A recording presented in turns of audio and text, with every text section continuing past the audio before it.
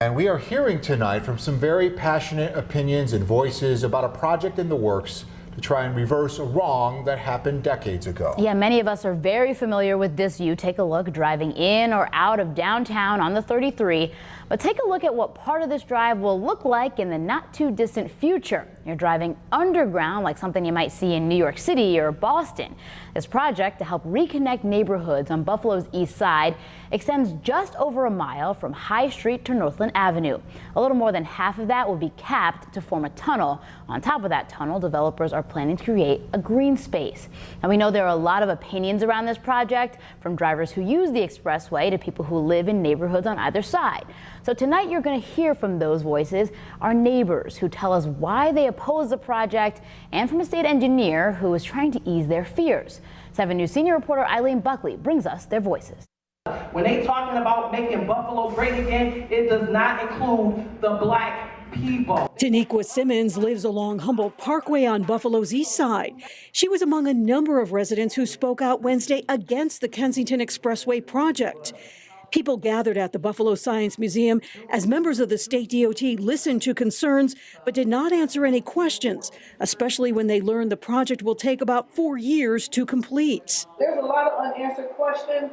You know, 4 to 6 years for a project, anything can happen to our health. You're going to seal our homes off, you're going to clean our homes. What are you going to do for us?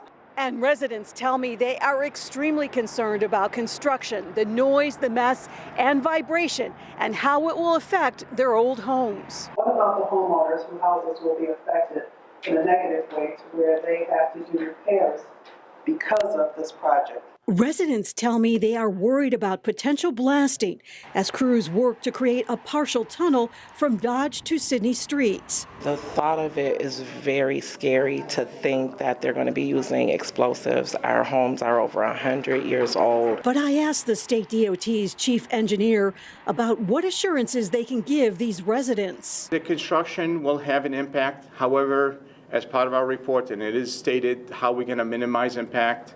Basically, we're looking at noise, we're looking at pollution, we're looking at every element that will cause an impact to the resident, and we'll mitigate it. Pastor Angela Stewart from the Metropolitan United Methodist Church is unhappy to learn a roundabout is being proposed for Best Street. I want to say that I am not in agreement with that, and my members aren't either. But the DOT says a roundabout would enhance traffic flow and provide safety.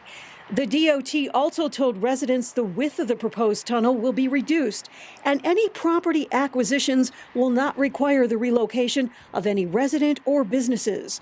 The state insists it's trying to right the wrong of the past and reconnect the community, but not everyone believes this is the answer. As if reconnecting communities just means like putting up bridges and creating green space, when that really isn't a good way to reconnect the community. Construction could begin at the end of 2024. Eileen Buckley, 7 News, Buffalo.